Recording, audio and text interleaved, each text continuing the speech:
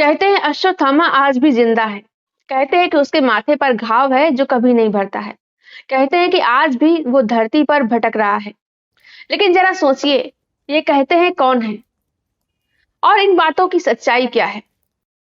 साथियों, अश्वत्थामा का नाम हम सबने महाभारत की कहानी में सुना है। महाभारत कथा के मुताबिक अश्वत्थामा का नाम महान योद्धाओं की सूची में नहीं, बल्कि शापित योद्धाओं की सूची में शामिल किया जाता है। और इसकी सबसे बड़ी वजह यह है कि अश्वत्थामा ने एक ऐसा पाप किया था जो किसी योद्धा को महान नहीं, बल्कि कायरता की कैटेगरी में खड़ा कर देता है। कहानी के मुताबिक अश्वत्थामा ने रणभूमि के बाहर एक ऐसा पाप किया था जिसे अमानवीय भी माना जाता है। द्रौपदी के पांचों पुत्रों का वध करने वाले अश्वत्थामा को स्वयं कृष्ण ने श्राप दिया था। अश्वत्थामा को कलयुग के अंत तक भटकने का श्राप मिला था। इसी श्राप के आधार पर आज भी जंगलों में अपने घावों के साथ भटकते हुए शापित जीवन बिता रहे हैं। आइए जानते हैं महाभारत के शापित योद्धा अश्वत्थामा की पूरी कहानी। कहानी के मुताबिक पांडवों ने छल का सहारा लेकर द्रोणाचार्य का वध किया था। वास्तव में गुरु द्रोणाचार्य को कई शस्त्रों को चलाने का ज्ञान था। कई महान योद्धाओं को प्रशिक्षित करने वाले गुरु द्रोण भी महान योद्धा थे। उन्हें सरलता से हराया नहीं जा सकता था। इस बात को समझते हुए कृष्ण के कहने पर पांडवों ने छल से द्रोणाचार्य का वध किया था। गुरु द्रोणाचार्य अपने पुत्र अश्वत्थामा से बहुत प्रेम करते थे। रणभूमि पर अश्वत्थामा पांडव पक्ष के अन्य योद्धाओं के साथ युद्ध कर रहा था। रणभूमि पर मौजूद अश्वत्थामा नाम के हाथी को मारकर भीम ने कहा कि अश्वत्थामा मारा गया, अश्वत्थामा मारा गया। इस पूरी घटना को इस तरह से रूपांतरित किया गया कि गुरु द्रोणाचार्य शोक में डूबकर धरती पर विचलित होकर घुटनों के बल बैठ गए। उन्हें लगा कि उनका पुत्र अश्वत्थामा मारा गया है। इसके बाद मौका पाते ही धृष्टद्युम्न ने पीछे से आकर गुरु द्रोण का सिर धड़ से अलग कर दिया। उनके बेटे अश्वत्थामा को जब पता चला कि गुरु द्रोण का वध छल से किया गया है, तो उसके अंदर प्रतिशोध की ज्वाला धधक उठी। अश्वत्थामा ने पांडवों के वंश का विनाश करने का प्रण लिया। इसके बाद अश्वत्थामा ने पांडव सेना पर नारायण शस्त्र से प्रहार किया, लेकिन कृष्ण ने पांडवों सहित सभी योद्धाओं को बचा लिया। इसके बाद अश्वत्थामा का क्रोध यहाँ भी शांत नहीं हुआ, बल्कि उसने पांडवों के शिविर में जाकर पांडवों को निद्रा में ही मारने की योजना बनाई। लेकिन उस रात शिविर में द्रौपदी के पांचों पुत्र अपनी मां और पांचों पांडवों से मिलने आए थे। जब ये पांचों बालक नींद में सो रहे थे, तो अश्वत्थामा पांचों का वध कर दिया। कुछ कहानियों में इस बात का उल्लेख भी मिलता है कि अश्वत्थामा ने जानबूझकर पांडवों के पुत्रों का वध किया। अश्वत्थामा का क्रोध यहीं पर शांत नहीं हुआ, बल्कि जब कृष्ण और पांडवों को अश्वत्थामा के इस जघन्य पाप के बारे में पता चला, तो उसे अपनी करनी पर बिल्कुल भी लज्जा नहीं आई। कहा जाता है कि अर्जुन क्रोध में आकर ब्रह्मास्त्र से अश्वत्थामा पर प्रहार करना चाहते थे, लेकिन कृष्ण के समझाने पर अर्जुन ने ब्रह्मास्त्र रोक लिया। दूसरी तरफ अपने प्राणों की रक्षा करने के लिए अश्वत्थामा ने ब्रह्मास्त्र अर्जुन पर छोड़ दिया।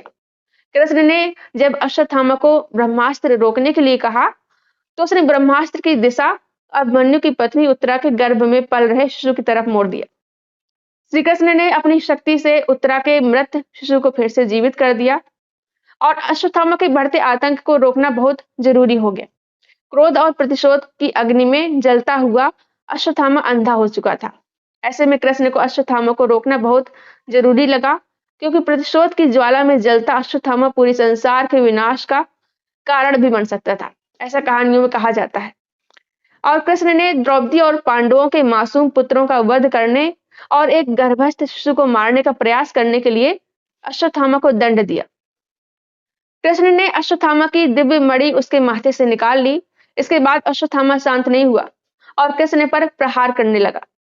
अश्वत्थामा के प्रायश्चित करने के लिए कृष्ण ने उसे श्राप दिया कि तुम अपने पिता की मृत्यु को स्वीकार नहीं कर पा रहे हो, इसलिए मृत्यु का सत्य तुमसे कलयुग के अंत तक दूर ही रहेगा। तुमने ऐसा पाप किया है कि तुम मनुष्यों के बीच रहने के लायक भी नहीं हो, इसलिए तुम हमेशा भटकते रहोगे। तुम्हारा शरीर लघु और गंध से भरा रहेगा, जिससे तुम्हें अपने पाप याद आएंगे। अश्वत्थामा के बारे में कहा जाता है कि कृष्ण के श्राप के बाद से अश्वत्थामा युगों युगों से भटक रहे हैं। अश्वत्थामा के बारे में कई सुनी सुनाई कहानियां भी सुनने को मिलती हैं। कई लोगों ने वन में 7 फीट लंबे मनुष्य को देखने का दावा किया है। कहा जाता है कि इस मनुष्य के शरीर से लहू टपकता है और दूर से ही गंध आती है। हालांकि इन दावों में कितनी सच्चाई है, इसकी पुष्टि नहीं की जा सकती। लेकिन महाभारत की कथा के मुताबिक कृष्ण ने अश्वत्थामा को कलयुग के अंत तक भटकने का श्राप जरूर दिया था। अब ये कहानी तो बहुत लोग जानते हैं, लेकिन सवाल यह है कि क्या सच में कोई इंसान हजारों साल तक जिंदा रह सकता है? सोचिए, अगर कोई इंसान वाकई मौजूद होता, तो इतने सालों में किसी ने उसे कैमरे में क्यों नहीं कैद किया? क्यों नहीं कोई फोटो, वीडियो या मेडिकल प्रूफ सामने आया? हमारे देश में कई ऐसी जगहें, ऐसी लोक कथाएं मिलती हैं।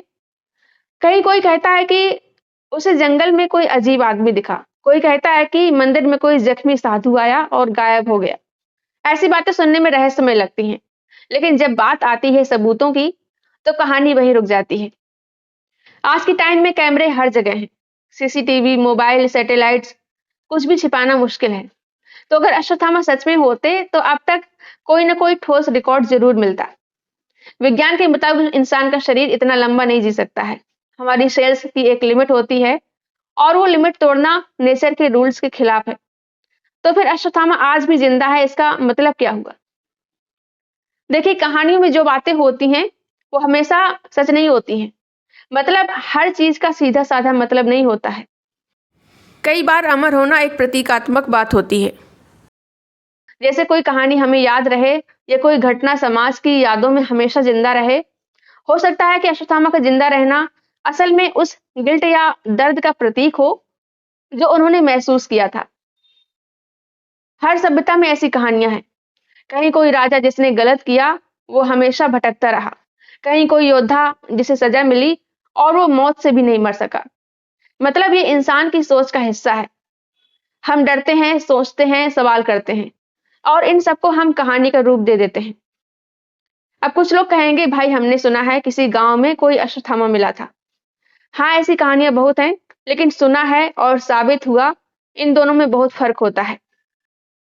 कभी कोई डॉक्टर बोल देता है, तो कभी कोई साधु, पर किसी ने उसका डीएनए टेस्ट कराया?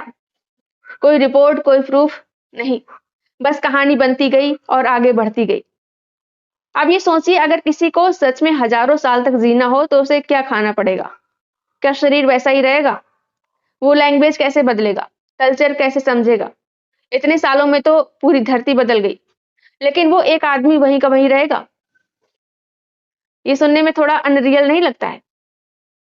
इसलिए जब भी हम ऐसी कोई पुरानी कहानी सुने, तो उन्हें कहानी की तरह सुनना ज्यादा अच्छा लगता है। उनके अंदर की भावनाएं समझिए, लेकिन बिना सबूत उन्हें इतिहास मानना ठीक नहीं है। महाभारत जैसी कथाएं हमारी संस्कृति का हिस्सा हैं, लेकिन उनका हर हिस्सा सच नहीं है।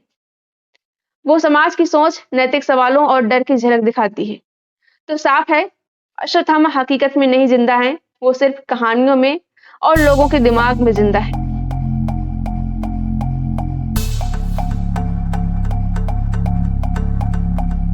अगर आपको ये वीडियो पसंद आया हो, तो लाइक करें, शेयर करें, और कमेंट में बताएं कि आपके हिसाब से अश्वत्थामा का जिंदा रहना कहानी है या कुछ और।